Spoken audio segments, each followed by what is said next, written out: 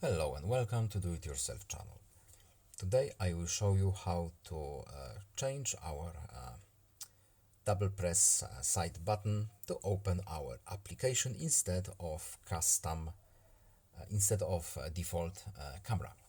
Right now when we double press our side key, we have our camera here. This is our default shortcut. How to change it for our for the application that we want to have there. So settings, then advanced features, and here we have side key menu. As you can see, we can have open up here, and here we have every application that is installed on our phone. Let's use for example,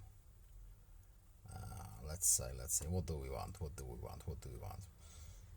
We want Chrome, and as you can see, here we have our Chrome here. Let's say 1, 2.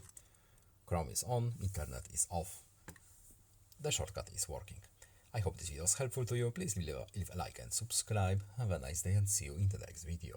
Goodbye.